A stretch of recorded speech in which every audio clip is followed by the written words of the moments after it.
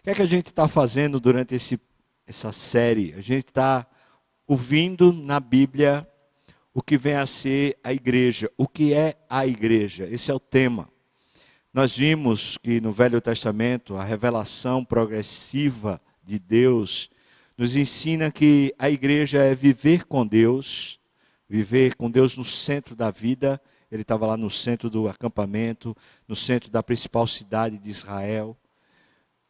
Viver com Deus é também viver na palavra de Deus, também viver em oração e viver em comunidade. A gente poder comungar as nossas causas, as nossas questões, isso tudo por causa dessa ação de Deus. Isso é igreja no Velho Testamento.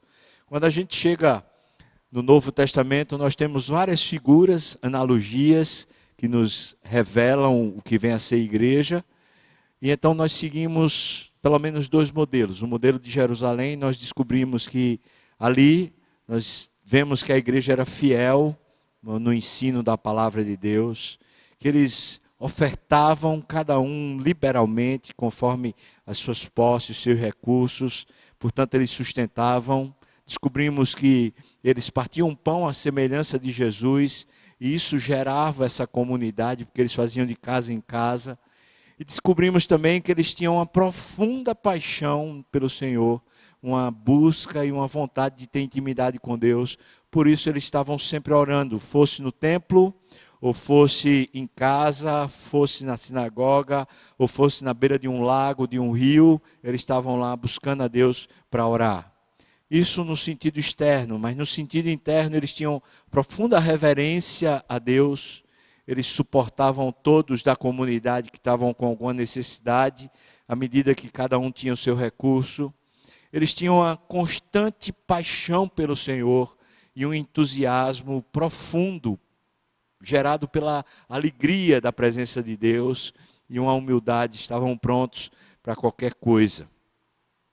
No modelo de Antioquia, a segunda igreja que aparece no Novo Testamento, nós vamos descobrir que havia algumas marcas bem claras. Primeiro, o senhorio de Jesus.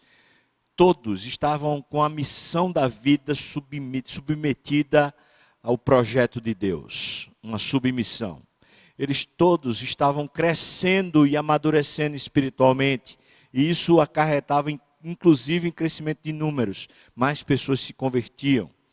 Eles estavam evidenciando, revelando Deus para o mundo. E então eles foram chamados de cristãos, que quer dizer Cristo visível, Cristo pequeno. Eles também estavam prontos para abençoar uns aos outros, e isso é serviço, é diaconia.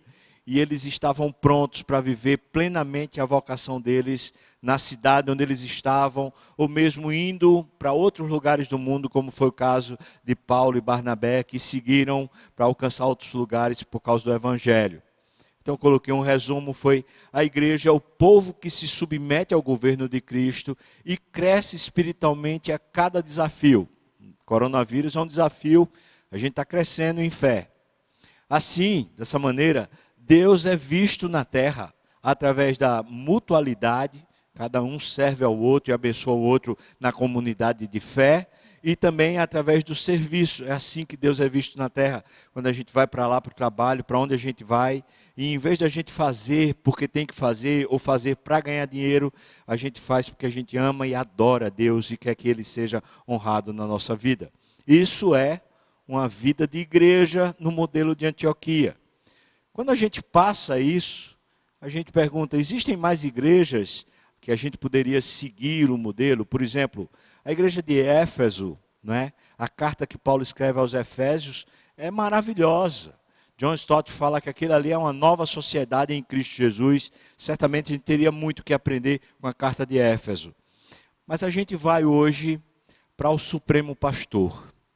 É isso que você está ouvindo mesmo. A igreja, ela tem um pastor, um único pastor. E esse pastor não é Pedro, lá o apóstolo. Esse pastor também não é ninguém daqui entre nós, é Jesus. Jesus, o bom pastor, o fiel pastor, o supremo pastor. E a gente quer ouvir a voz dele. Ele escreveu ou pediu para o seu espírito escrever por meio do apóstolo João, uma revelação sobre 7 igrejas que estavam na Ásia. Você consegue ver aí no quadro, certamente que sim. Está aí um quadro do que seria a Turquia hoje, e as 7 igrejas que recebem cartas de Jesus lá no Apocalipse. Ali Jesus revela um cuidado muito especial com a igreja. Agora a gente já sabe mais ou menos o modelo de igreja do Novo Testamento, sabe o modelo de igreja do Velho Testamento. Quais são os cuidados que Jesus tem e quer que tenhamos também com a sua igreja? O que é que ele quer ensinar para a gente? Por isso, eu coloquei como título As Advertências de Jesus no Apocalipse. Vamos pensar aqui, ao longo da história da igreja, algumas coisas ficaram muito claras. A gente tem, por exemplo, um livro chamado 9 Marcas de uma Igreja Saudável, e ele fala que as marcas da saúde da igreja são a pregação expositiva, teologia bíblica, o evangelho, conversão, evangelismo, membresia, disciplina, discipulado e liderança. Ele coloca que são 9 marcas que uma igreja saudável vive. O Wayne Grudem escreveu uma teologia sistemática, fala sobre a igreja, um dos capítulos lá, e ele colocou essa frase: a pureza da igreja é o seu grau de isenção de doutrina e de conduta errôneas, e o seu grau de conformidade com a vontade de Deus revelada à igreja. Em outras palavras, ele fala que a pureza da igreja está ligada à isenção de erros doutrinários e à isenção também de condutas errôneas. Em segundo lugar, como essa igreja se conforma à vontade de Deus que foi revelada para aquela igreja. Isso é a percepção do Wayne Grudem, que eu acho que é bem legal. Em cima disso, qual é a percepção de Cristo para a igreja? Quando a gente lê a carta ou a revelação do Apocalipse, nós estamos lendo Jesus fazendo um diagnóstico da vida da igreja e dizendo para a igreja o que é que ela precisa tomar como providência.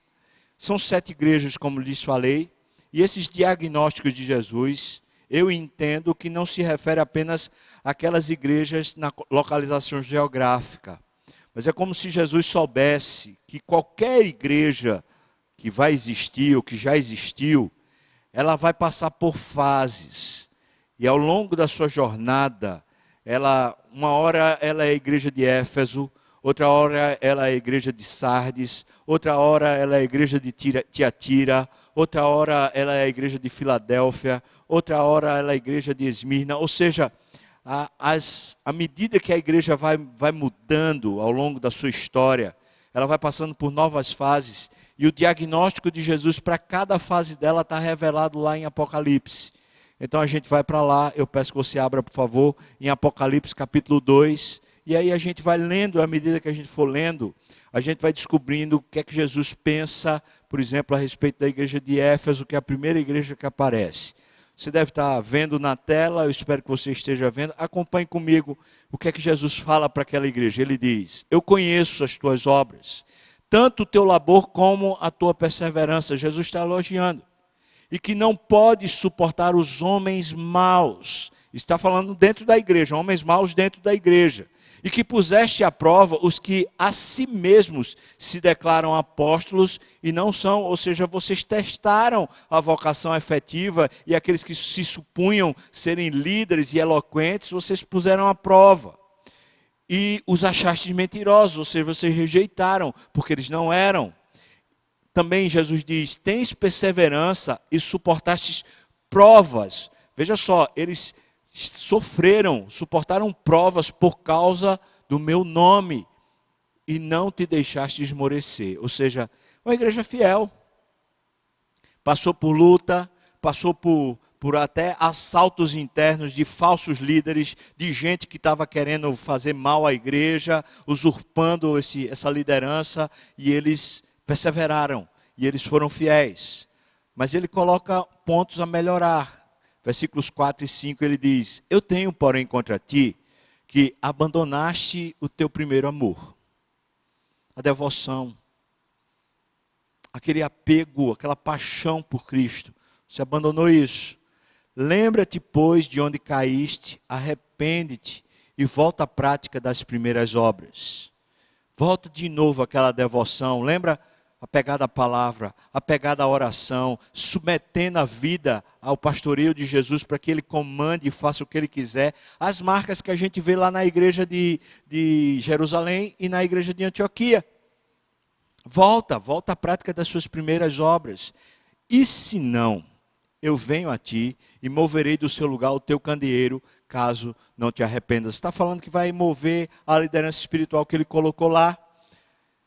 A igreja de Éfeso, a gente poderia dizer que ela está caracterizada por ser uma igreja zelosa e fiel com a palavra, testa inclusive os falsos líderes. Entretanto, Jesus adverte, vocês perderam a devoção e vocês faltam se arrepender, vocês agora se ensoberbeceram por causa das lutas e por causa do conhecimento que vocês têm da palavra. Faltou devoção. Vocês agora só têm esse coração meio que dono da verdade. Voltem. Essa é uma advertência preciosa. Você que está me ouvindo, em que ponto da sua caminhada você está? Certamente você já passou por provas também. Certamente você já deve ter vivido experiências na igreja. Se você faz algum tempo que está na igreja. Você tem vivido uma vida devocional, real, profunda. Você tem vivido assim, quebrantado e dizendo para Deus, Senhor, faça de mim o que você quiser. Se você tem perdido isso, talvez a palavra de Éfeso é direcionada a você. E o supremo pastor da igreja, o Senhor Jesus, está falando para você, volta. Segunda igreja, a igreja de Esmirna, vai do versículo 8 até o versículo 11. Veja aqui a partir do versículo 9 ele diz, conheço a tua tribulação, eu conheço a tua pobreza, mas tu és rico. E a blasfêmia dos que a si mesmos se declaram judeus e não são, ou seja, declaram conhecedores da Bíblia e também se declaram da aliança com Deus, do Velho Testamento, mas eles não são, sendo antes, veja só, sinagoga de Satanás, ou seja, eles parecem igreja. Lembra? Sinagoga lá no Velho Testamento era uma referência da igreja. Veja o que Jesus diz. Eles se declaram como se fossem aliançados comigo, tivessem aliança com Deus. Eles se declaram como se eles fossem, na verdade, parceiros de Deus, mas eles são templo, né? Eles são igreja do diabo. Meu Deus. Versículo 10. Não temas as coisas que tens de sofrer. Está aqui certamente uma promessa. Vocês vão passar por uma luta agora meio feroz. Mas não temam. Eis que o diabo está para lançar em prisão alguns dentre vós. Agora está descrito qual é a luta.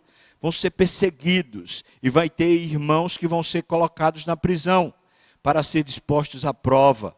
E tereis tribulação de 10 dias. 10 dias aqui é um tempo determinado. Não está falando necessariamente 10 dias contados, mas está falando de um tempo determinado para essa tribulação acontecer. Ou seja, vai passar. Não temam. Então ele diz, sejam fiéis, mesmo que tenham que morrer, ser fiel até a morte e dar-te-ei a coroa da vida. O que é que a gente encontra em Esmirna? A gente encontra uma igreja sofrida e que precisava de coragem, por isso Jesus está encorajando. Está dizendo a elas, olha, aquele povo está dizendo, olha, por favor, não temam, vocês vão passar pela luta, pelo sofrimento, mas olha, sejam fiéis até a morte, e então vocês vão receber a coroa da vida.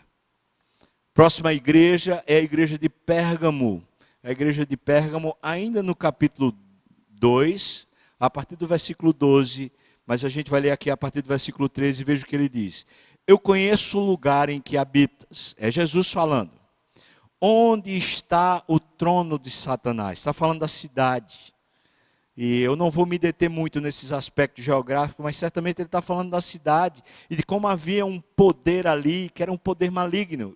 E que conservas o meu nome, ou seja, no meio de um lugar onde existe um domínio do diabo, você conserva o meu nome. Entenda essa expressão, conserva o meu nome, como vocês continuam aliançados comigo. Deixa eu explicar isso brevemente.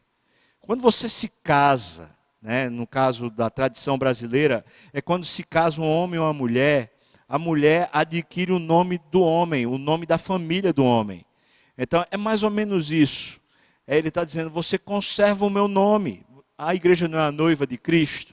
Então está dizendo, vocês continuam aliançados comigo, vocês estão num lugar onde o diabo está pronto para devorar vocês, e um lugar onde a tentação é forte, mas vocês continuam aliançados comigo.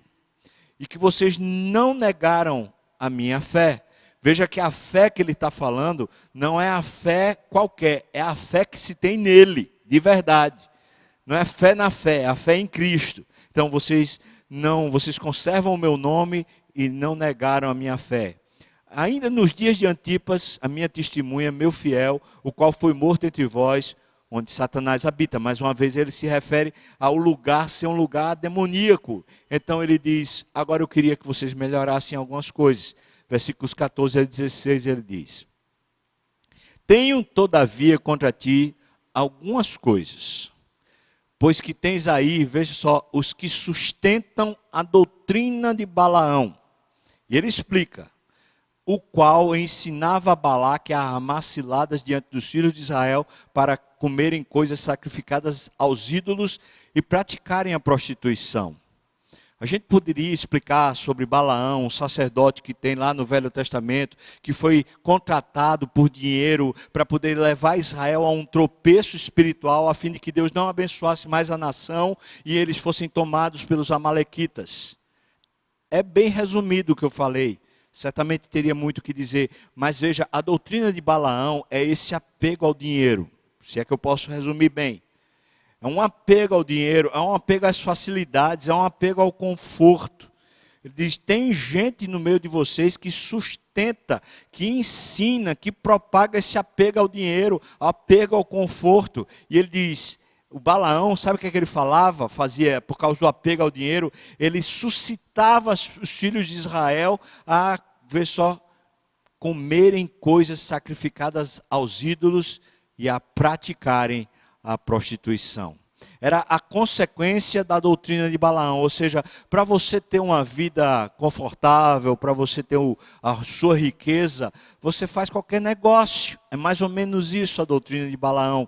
Dentre esses negócios está aqui comer coisas sacrificadas aos ídolos, que na verdade, pelo que Paulo escreveu aos Coríntios, não é errado. Por isso que Paulo diz, todas as coisas são lícitas, mas aí ele fala, nem todas convêm. Ou seja, na verdade, então, a pessoa faz coisas que não são convenientes por causa do conforto pessoal. Você já ouviu aquela expressão? O que é que tem de mais? Qual é o problema nisso?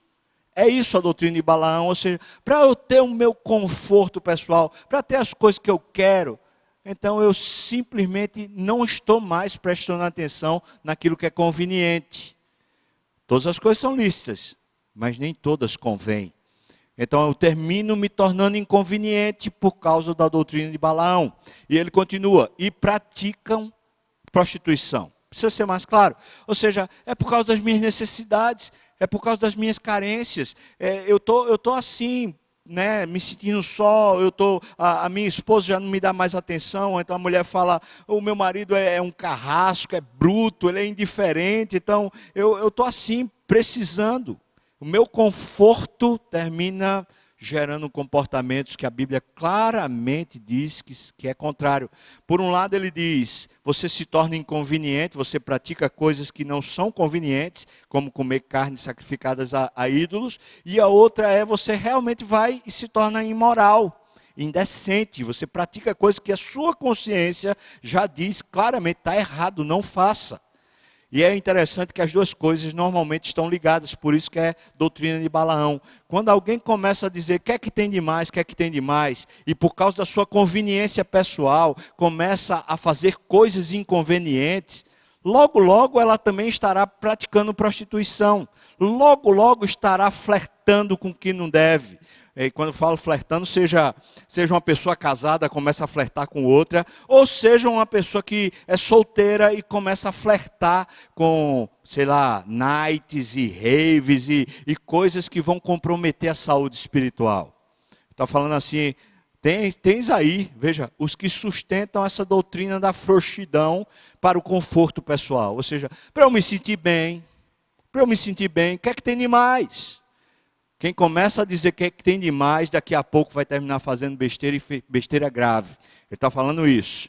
Versículo 15, outros sim, também tu tens os que da mesma forma sustentam a doutrina dos nicolaítas. Aí sim é uma doutrina totalmente de depravação, que ele vai falar um pouco mais depois em outra igreja, quando ele fala de Jezabel. Ou seja, é uma doutrina de total depravação, essa doutrina dos nicolaítas. Versículo 16, portanto, porque vocês têm gente dentro de vocês, dentro do convívio de vocês, que vive conduzindo vocês a uma frouxidão moral e uma frouxidão ética, então vocês se arrependam.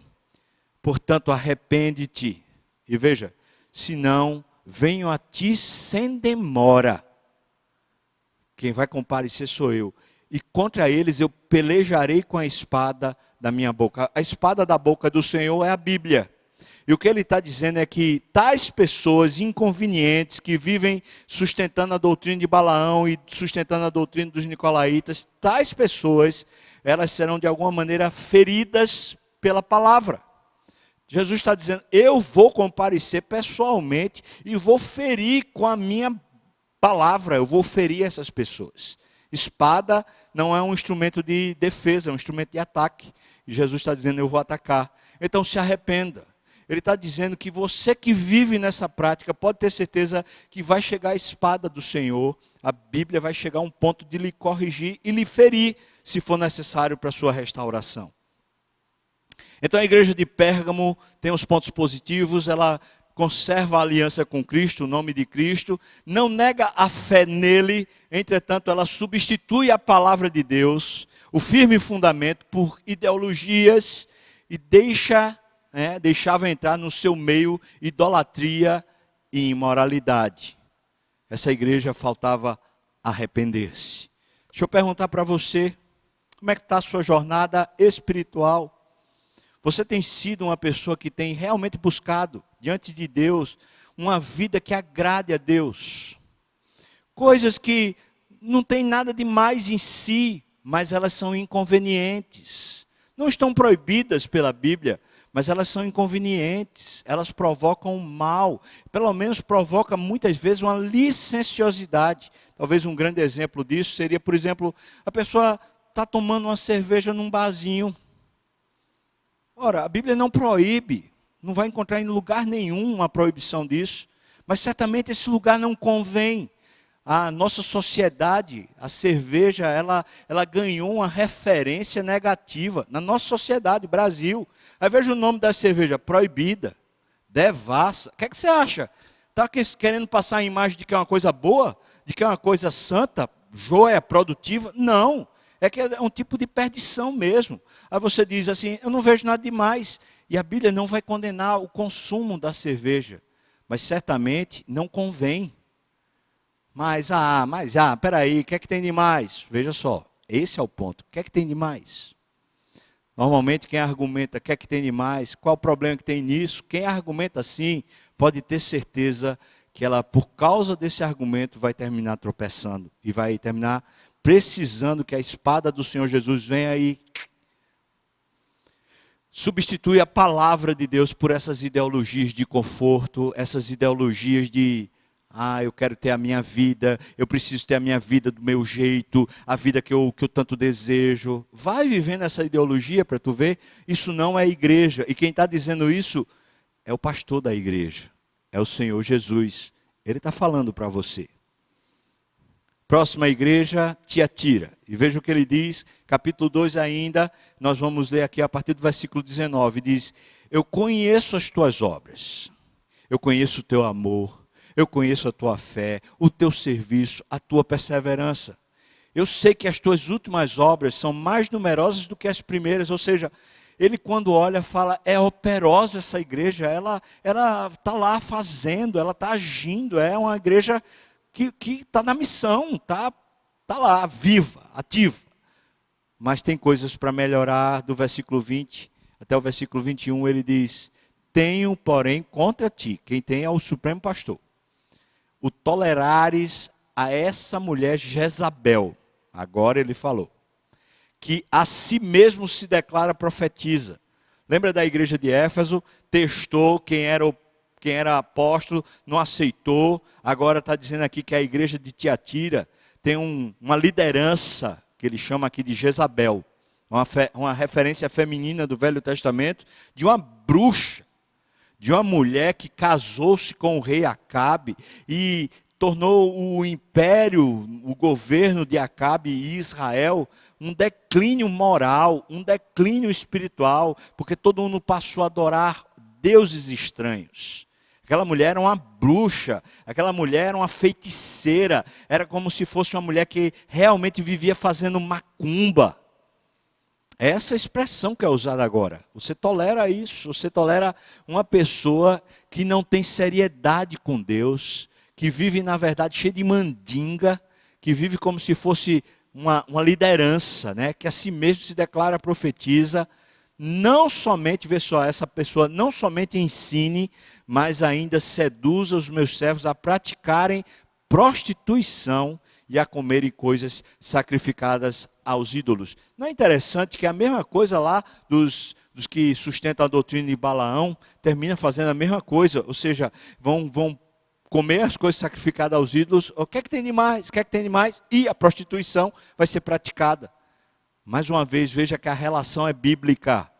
Não é especulação de pastor, não é um legalismo do tipo assim, não pode, não pode.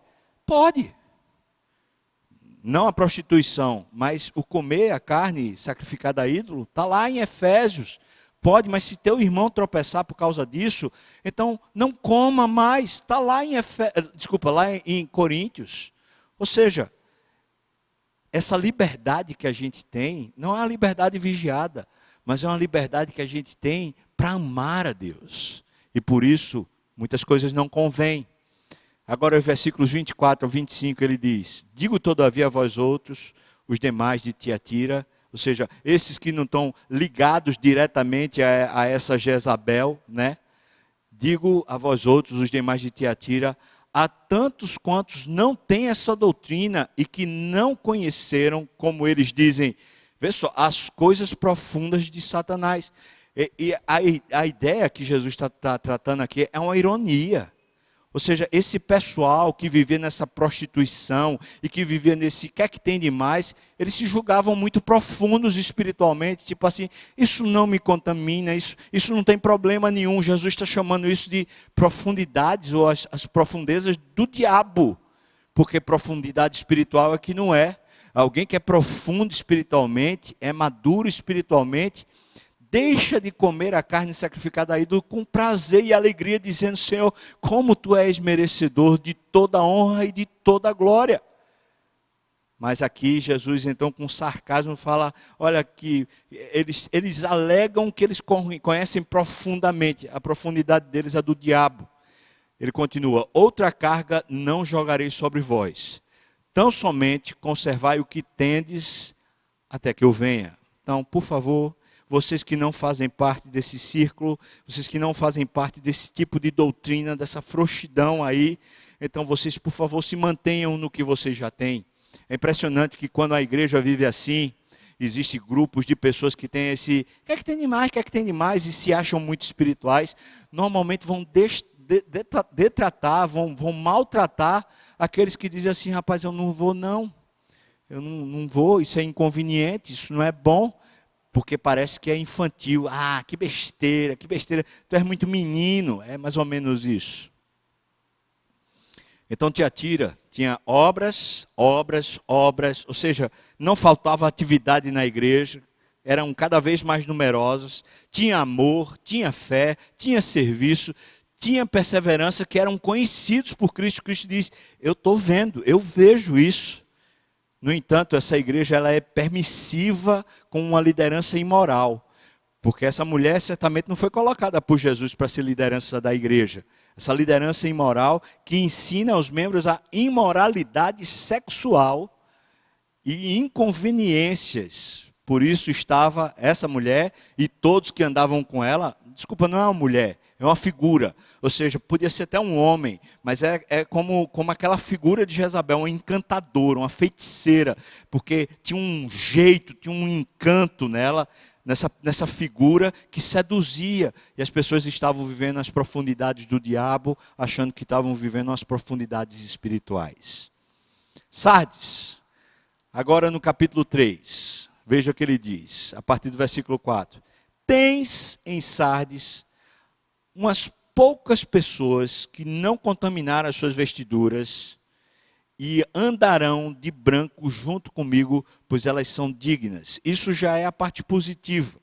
Ele está falando, eu consigo ver no meio de vocês algumas pessoas que não se deixaram contaminar na fé, elas continuaram mantendo uma fé limpa, essa ideia de contaminar as vestiduras. Mas o que é que tem a melhorar? Logo os versículos 2 e 3 ele diz, ser vigilante, consolida o resto que estava para morrer, ou seja, por favor, dá um levante nessas pessoas que elas estão prontas para morrer, porque eu não tenho achado íntegras as tuas obras. Existem obras, estão fazendo, entretanto, não há motivação correta.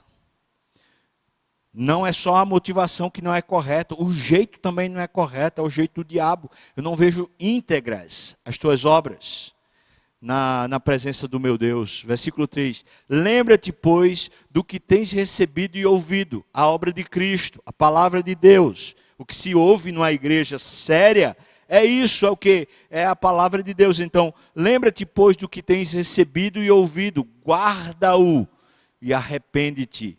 Porquanto, se não vigiares, eu virei como ladrão, ou seja, eu vou vir de um jeito que você não vai nem perceber. Você não vai esperar, eu vou chegar. Virei como ladrão e não conhecerás de modo algum em que hora virei contra ti. Contra ti. Sardes, então, tem umas poucas pessoas que são dignas. Quando fala digna, é aquela mesma dignidade que a gente encontra na carta de Paulo aos Filipenses, quando ele diz, vivei por modo digno do Evangelho. É essa a ideia. Então, são poucas pessoas que são dignas, pois vivem a obra de Cristo. Vivem pela fé, eles vivem crendo na obra que Cristo fez nos seus corações, portanto, eles não se contaminam com essas obras que são conceituadas pelo próprio Jesus como sendo aquilo que é não íntegro. Falta o que nessa igreja? Falta a integridade nas obras por não se apropriar da obra de Cristo. Essa é uma pergunta que é perigosa, porque isso precisa de uma sondagem interior. Tem muita gente que às vezes está na igreja e está fazendo, mas no interior, dentro do coração, o que é que está fazendo? Está fazendo por que motivo? Por devoção a Deus? Por sinceridade diante de Deus? Ou porque quer aparecer?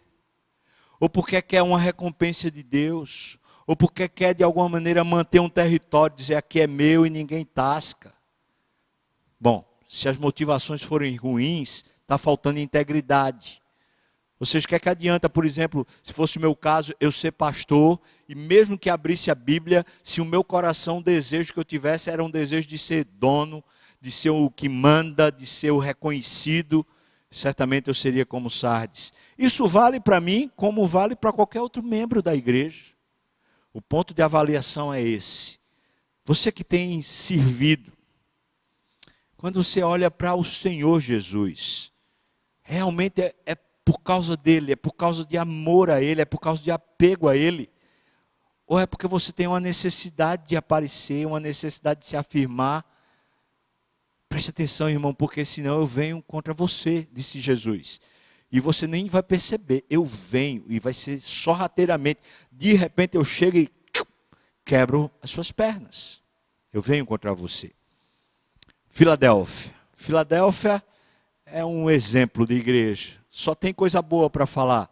Versículos 8 a 11 no capítulo 3 diz, eu conheço as tuas obras. Eis que tenho posto diante de ti uma porta aberta, a qual ninguém pode fechar. Já uma promessa. Ou seja, eu tenho planos futuros para você e eu já estou preparando todo esse plano para que as coisas aconteçam no seu devido tempo. Depois ele diz, que tens pouca força eu conheço isso, eu conheço as tuas obras e eu sei que você é uma pessoa fraca. Entretanto, mesmo sendo fraca, guardaste a minha palavra e não negaste o meu nome. Ou seja, você manteve a sua fidelidade a mim, tanto como noiva, porque você não negou meu nome, né? Como também você guardou a fé, a palavra do Senhor. Versículo 9. Eis, farei que alguns dos que são da sinagoga de Satanás, mais uma vez a ideia de dentro da igreja, terem pessoas que se acham da igreja, mas na verdade elas são instrumentos do diabo. Por isso, sinagogas de Satanás. Desses que a si mesmos se declaram judeus e não são, mas mentem. Eis que os farei vir a prostrar-se aos teus pés e conhecer que eu te amei. Jesus está dizendo, eu estou tomando providência, talvez essa seja a porta aberta que ele está falando, eu estou tomando providência para que essas sinagogas de Satanás, eles se rendam diante da estatura da sua fé, da sua vida, porque você é fraco, você não é forte, eu sei que você não é forte, mas eu vou fazer com que essas sinagogas de Satanás se arrependam diante de você. Versículo 10, porque guardaste a palavra da minha perseverança, também eu te guardarei da hora da provação, que há de vir sobre o mundo inteiro, para experimentar os que habitam sobre a terra. Versículo 11, é interessante, né? Mais uma vez, uma hora de provação sobre o mundo inteiro. Mais uma vez. Versículo 11, eu venho sem demora. Conserva o que tens, para que ninguém tome a tua coroa. Ou seja, mantenha a fidelidade à palavra. Mantenha de novo o seu coração aquecido nessa aliança comigo. Né? Não se deixe se tornar arrogante, porque de repente aqueles que lhes eram contrários agora se rendem aos seus pés. Filadélfia guarda a palavra e permanece fiel, e no final Jesus diz para ela exatamente isso, mantenha isso, guarde a palavra e permaneça fiel. Aí vem Laodiceia. Laodiceia é o caos, irmãos. Veja, Laodiceia é o contrário de Filadélfia, só tem o que melhorar. Não tem um ponto que diga assim, poxa, isso aqui é bom. O que é que está aqui do versículo 15 até o versículo 20? Eu conheço as tuas obras, que nem és frio nem quente. Isso tem a ver, mais uma vez, com a geografia, as fontes termais que tinham lá em Laodiceia, e as águas frias, que eram todas as duas águas terapêuticas, que restauravam a saúde, ajudavam as pessoas a se recuperarem, e portanto Laodiceia era procurada pelos vizinhos, e às vezes por gente distante, que ia para Laodiceia justamente para recuperar a sua saúde, por causa dessas águas medicinais. Ele está falando, vocês não são nada medicinais, vocês não são terapêuticos, vocês na verdade são estranhos. Então ele diz, quem dera vocês fossem frio, no sentido de que com a água fria se cura algumas feridas, ou vocês fossem quente, porque também com a água quente vocês curam algumas feridas. Assim, porque és morno.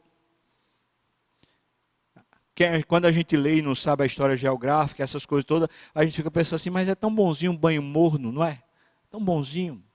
Mas vai beber água morna? Vai beber para tu ver? Ele está dizendo isso. Porque és morno, nem és quente, nem és frio, eu estou a ponto de vomitar-te da minha boca. Ou seja, eu não estou mais suportando.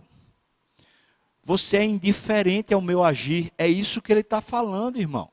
Você é indiferente ao meu agir, eu chamo você, para uma hora eu chamo você, seja frio. Frio no sentido não é da fé não, é ser um agente da terapia de Deus, por esse caminho, ou por outro caminho, mas você se recusa, você só quer viver do seu jeitinho, você é morno.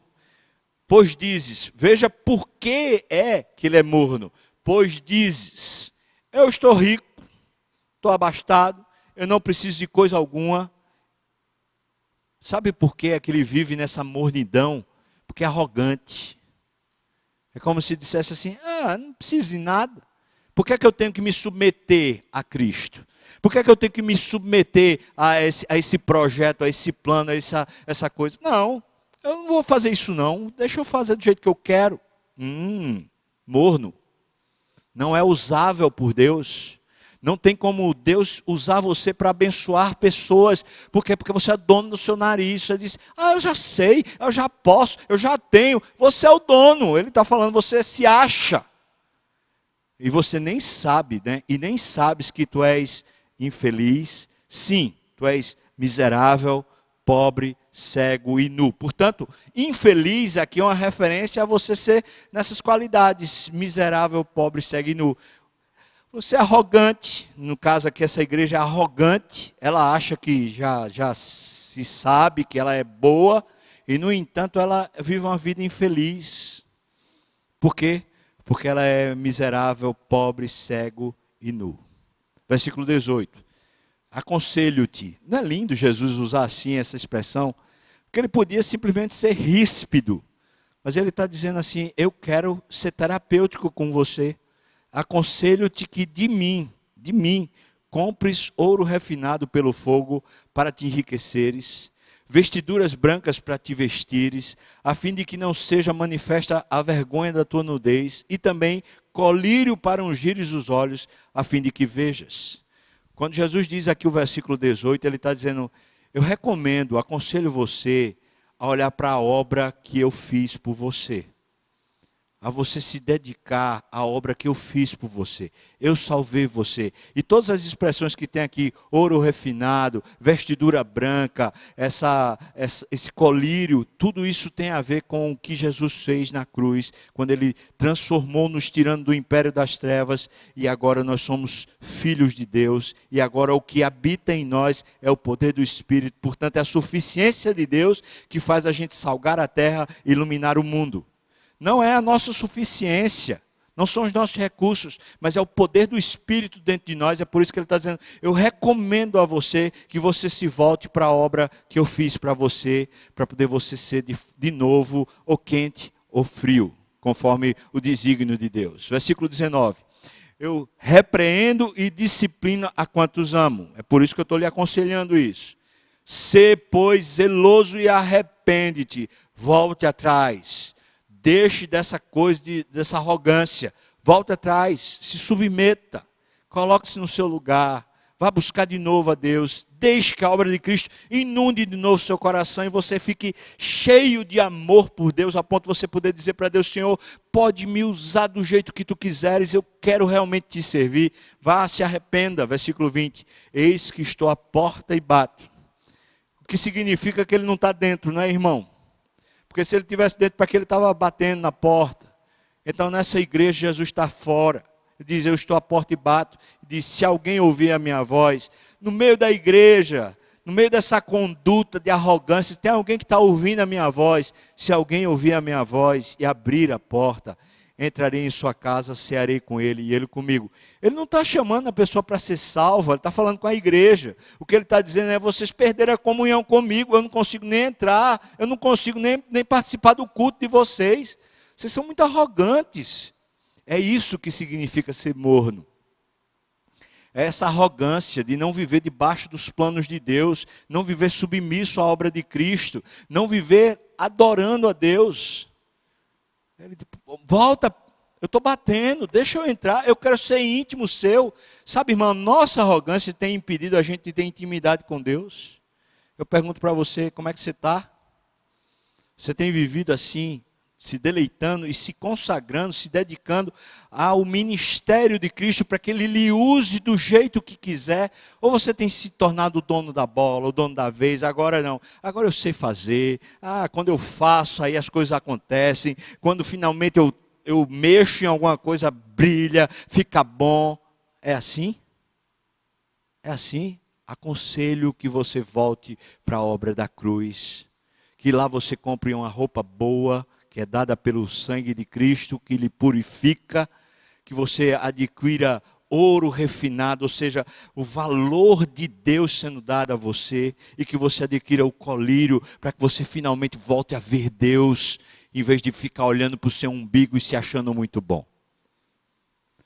Morna e arrogante, infeliz, sim, miserável, pobre, cego e nu. É aquele que não se apropria da obra de Cristo. Jesus pede para entrar e cear com Ele. Por favor, deixa eu participar. Você está me deixando fora da sua vida. Você está me deixando fora. Deixa eu entrar. Por isso a gente pode dizer, pegando agora as palavras de Jesus, que as características essenciais da igreja estão na Bíblia, usando desde lá de Gênesis, que a gente começou lá com o jardim no Éden, até chegando no Apocalipse. A gente pode dizer que as questões essenciais da igreja são basicamente duas: viver na presença de Deus e manter-se como igreja distinta do mundo. É viver, lembra do tabernáculo? É viver com Deus no centro da nossa vida, onde a gente, tudo que vai fazer tem que passar por Deus. Tem que viver com Deus no centro. E por outro lado, manter-se distinto do mundo. Veja, não é distante, é distinto. Vocês foram santificados, a oração de Jesus lá em João 17. Vocês foram santificados pela minha palavra. Depois ele diz: Pai, santifica-os na minha palavra. Então ele diz: eu não peço que os tires do mundo, mas que o Senhor os livre do mal. Ou seja, distinto do mundo conquanto você esteja no mundo. Viver na presença de Deus seria o quê? Submeter-se apaixonadamente a Jesus. Senhor, faça o que o Senhor quiser da minha vida. Eu amo o Senhor. Eu confio, pode fazer o que quiser. Segundo, conhecer, mas conhecer profundamente a palavra. Não é para ficar com as conveniências pessoais como aqueles de lá, que por causa das conveniências pessoais terminaram tropeçando. Mas é para conhecer mais a Deus. À medida que a gente conhece a palavra, a gente conhece o nosso Deus. Então é submeter-se apaixonadamente a Jesus e buscar a Deus para conhecê-lo por meio da palavra. É desfrutar a oração, desfrutar, irmão. Não é uma penitência, não é uma obrigação, é um desfrute. É uma alegria, um prazer. Confiar no sustento divino. Deus é fiel. Sustento divino tem a ver com a fidelidade de Deus e tem a ver com a sua fidelidade. A sua fidelidade de manter Deus como sendo o centro das suas finanças, para que você não venha tropeçar e finalmente você comece a viver em busca do dinheiro, em busca de pagar contas, mas viver na suficiência de Deus. Submeta-se ao sustento divino. Confie que Deus vai prover e viva para Ele no seu serviço. Por isso, servir a Deus no corpo de Cristo, que é a igreja. Isso faz parte de viver na presença de Deus. Você serve na igreja. Você serve os irmãos com o seu dinheiro quando você pode, mas você serve com aquilo que Deus lhe deu de capacitação, de dons, os recursos espirituais do Espírito Santo, e você serve a Deus no mundo também, com as suas competências, com os cursos, com os talentos, com as coisas que Deus habilitou você se formou, ou você, sei lá, teve uma história de vida aí, que trouxe uma série de capacitações para a sua vida, onde você serve a Deus lá fora do mundo. Então, primeiro ponto, viver na presença de Deus, isso é uma característica que você vai encontrar na Bíblia toda. E esses subpontos de viver na presença de Deus, desde Gênesis até Apocalipse, são sustentados por essa prerrogativa. O segundo ponto é manter-se distinta como igreja, como pessoa, manter-se distinta do mundo. O que seria isso? Eu vejo nos conselhos de Jesus para as igrejas do Apocalipse. Manter-se pronta para ser humilhada. Ou seja, mantenha a fidelidade ao nome dele. Você não faz parte agora de um casamento. Você não recebeu o nome dele em cima do seu nome. Agora mantenha-se fiel. Esteja pronto para o mundo lhe rejeitar. O mundo vai lhe cobiçar. Vai querer, o diabo vai querer lhe levar como se você fosse noiva dele. Mas você mantém lá, pronta para ser humilhada. Isso significa muitas coisas práticas. É ser humilhado no trabalho, quando você traz sua posição bíblica, traz sua devoção a Deus, as pessoas não compreenderem, as pessoas tirarem chacota de você, e muitas vezes você ser rechaçado, às vezes perde o emprego, às vezes você é colocado num cargo inferior à sua competência, mas você faz isso porque você está sendo distinto do mundo, enquanto todo mundo está procurando fazer isso, você quer honrar a Cristo. É isso que você continua fazendo. Segundo ponto, nesse manter-se distinto do mundo, é você manter-se pronta para sofrer. Sofrer perseguição, sofrer morte, sofrer as muitas pressões que existem na vida, você sofrer para Cristo. O mundo não aceita o sofrimento. Ah, não, isso é injustiça. Ah, não, não pode ser assim. Ah, o crente, ele fala, Senhor Jesus, olha, eu estou pronto até mesmo para ser morto. Pode me usar do jeito que o Senhor quiser. Não seguir o mundo, né? Manter-se distinto do mundo significa também não seguir ideologias. Essas ideologias mundanas do tipo hedonismo, né? Ah, eu vivo para o meu conforto, eu quero me dar bem, eu quero viver bem. É uma ideologia. Eu poderia incluir aqui a ideologia de esquerda, comunista. Mas eu poderia também botar a ideologia de direita. Ou seja, essas ideologias políticas que começam a consumir o nosso coração. Aí você se torna antipático com um irmão de fé. Você não suporta um irmão de fé. Às vezes a pessoa está ainda nova na fé, ainda está crescente, ainda não percebeu que está se submetendo a essas ideologias e a gente pode ajudá-las a largar essas ideologias de direita e de esquerda. A gente tem Cristo, a gente segue o Mestre, a gente tem a palavra, a gente tem o Espírito. Por que a gente vai seguir ideologias? Veja que aqui tem as ideologias de Balaão e a ideologia dos nicolaítas. Balaão certamente seria o de direita e Nicolaíta seria o de esquerda, se é que a gente pudesse fazer essa comparação aqui. Eu acho que eu estou exagerando muito, mas a ideia seria não seguir ideologias. Ou seja, qualquer outra coisa que foi ensinada para você, que não for fruto da Bíblia, que não for o Espírito Santo lhe ensinando, você diz, tá bom, eu entendi, mas meu mestre é outro, meu dono é outro, meu caminho é outro. Eu não vou viver, né, como o mundo, eu sou distinto, eu sou fora do mundo. Não servir, por último, não servir a permissividade como características essenciais da igreja. Ou seja, você não cede às conveniências culturais. O que é que tem de mais? O que é que tem de mais? Lembra? Você não serve a isso. Não precisa. Você tem uma satisfação maior. A sua vida já está completa e você já tem o privilégio de ter a vida eterna. Então, para que viver nessas conveniências culturais? Ah, todo mundo pensa assim, todo mundo faz assim, todo mundo vai para ali, todo mundo age dessa forma. Mas você é distinto. Você não segue a cultura do mundo, você segue o Espírito Santo. E também, no caso, as conveniências culturais que são citadas aqui em Apocalipse, é as comidas sacrificadas aos ídolos. Veja que essas características que estão aqui, pelo menos as duas, que são as essenciais, com esses subpontos, a gente poderia colocar como sendo as marcas de uma verdadeira igreja, conforme um concílio que aconteceu na igreja, lá em 1567, e de lá saiu um documento chamado Confissão Belga Calvinista. Veja como tem tudo a ver com tudo isso que a gente acabou de ver. Diz, a verdadeira igreja, ela pode ser reconhecida se tiver as seguintes marcas. A igreja não se envolve, a igreja se envolve na pura pregação do evangelho. A igreja faz uso da administração pura dos sacramentos, como Cristo os instituiu. E a igreja pratica a disciplina da igreja para corrigir as falhas. Em resumo, veja só, ela se governa de acordo com a pura palavra de Deus. Veja, o ponto, não é?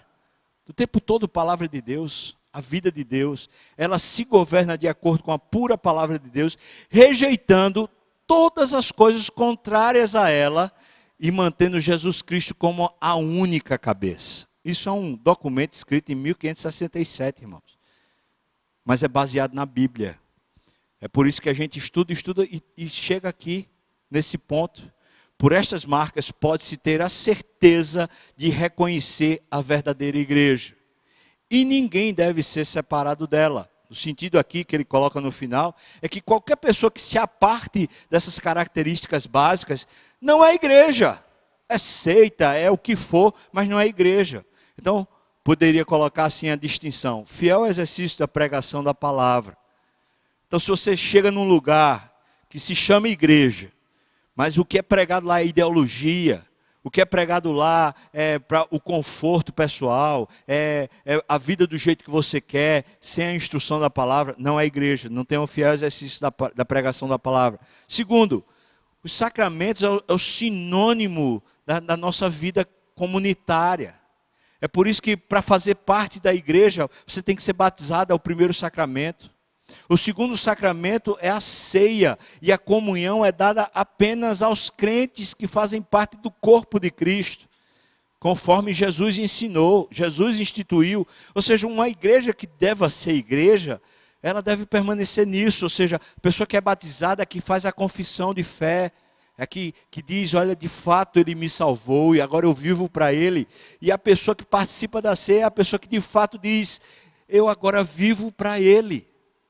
Conforme Cristo instruiu, tem a ver com essa questão da comunidade, como a gente vê nas marcas da igreja lá atrás.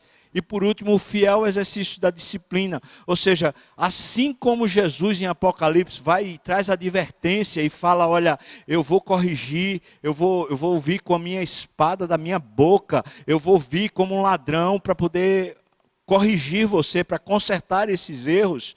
A igreja, ela é Cristo, ela é o corpo de Cristo, portanto ela vive também o fiel exercício da disciplina. Você é igreja? Porque é fácil a gente, por exemplo, ficar só avaliando, né? Mas você é. Você poderia dizer que você vive uma vida centrada, né? O eixo da sua vida é Deus.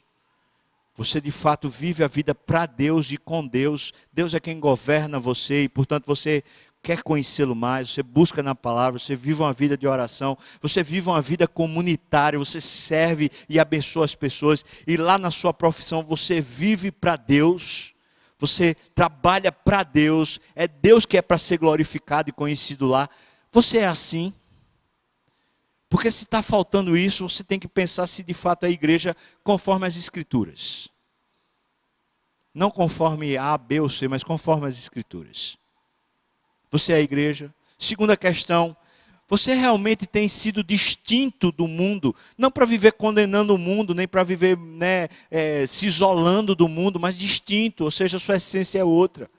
Como você vive com Deus no centro da sua vida, aquilo que é conveniente socialmente, aquilo que é cultural, você muitas vezes vai dizer, não faz parte da minha vida. Eu não vou fazer isso porque eu faço as pessoas tropeçarem. Eu não vou fazer isso porque isso não é conveniente. Tá, é lícito, mas não é conveniente. Eu não vou praticar idolatria. Eu não vou praticar adultério, imoralidade, fornicação. Eu não vou praticar essas coisas. Por quê? Porque eu não sou mais do mundo. Agora eu sou o corpo de Cristo. Como é que o corpo de Cristo vai pegar uma prostituta, ou mesmo que seja uma moça de família, o que seja, como é que você vai se prostituir, se você sendo a noiva de Cristo, você vai se deitar com outra pessoa? É segundo os critérios dele, é debaixo do governo dele, é sendo o corpo dele, é seguindo a palavra dele, é amando a ele, é desejando ele, é buscando ele, orando, lendo e vivendo essa vida comunitária maravilhosa. Meu irmão, minha irmã, você é a igreja? Se a gente seguiu, claro que foi muito rápido, mas se a gente seguiu as Escrituras, desde Gênesis até Apocalipse, agora a gente pode dizer, eu quero ser. Talvez eu esteja falhando num ponto, falhando em outro. Às vezes minha debilidade, minha fraqueza, minha falta de conhecimento, minha falta de profundidade tem me atrapalhado muitas vezes, mas eu quero ser. Eu quero fazer parte de verdade, eu quero estar nesse organismo vivo, que é Deus sendo revelado na terra, através desse corpo chamado igreja. Eu quero viver para Cristo, eu quero ser achado nele, e eu quero conhecê-lo mais. Eu quero isso para a minha vida. Você quer, irmão? Então, vamos consagrar ao Senhor nossa vida. Vamos dizer para Ele, Senhor Deus, me conserta no que eu tiver errado. Repara os meus caminhos maus, me endireita, me leva para mais junto de Ti, me faz Te buscar e Te amar mais. Vamos buscar o Senhor, irmão. Quando a gente insiste nesse tema, vamos buscar o Senhor, não é jargão, é um estilo de vida, é uma necessidade da alma, estar com Deus e querer mais Ele. Vamos orar, convidar o pessoal do louvor para vir para cá, nós vamos orar e dizer para Deus isso, eu quero. Eu não sei como é que você está aí, está sentado, mas eu faço um desafio a você. É claro que só quem vai ver é Deus, ou talvez a pessoa que esteja aí do seu lado. Mas você quer consagrar sua vida a Deus, eu chamo você para ficar de pé, onde você estiver. Porque o que importa é Deus está vendo. Fica de pé e diga para Ele que você quer. Eu quero Jesus como Senhor da minha vida. Eu quero que Ele governe tudo na minha vida. Eu quero viver uma vida de fidelidade a Ele. Eu quero viver debaixo do nome dEle. Não só isso, eu quero crer no sustento dEle. Eu quero crer na fidelidade dEle. E eu quero viver distinto do mundo, confiando realmente no meu Senhor e no meu Salvador. Vamos orar. Ó Senhor, Senhor nosso, quão lindo, quão poderoso, quão magnífico é o Senhor em toda a terra. Ó Senhor, eu estou de pé para te dizer de novo, Senhor, toma minha vida, faz uso dela, Senhor.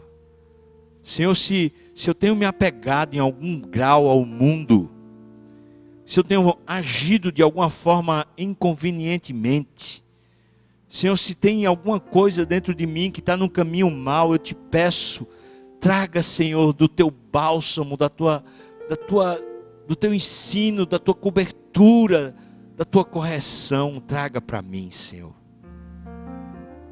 Senhor, nos faça como corpo, como grupo, como comunidade, a gente abençoar uns aos outros, sermos canais, não só financeiramente, mas sobretudo espiritualmente, Deus.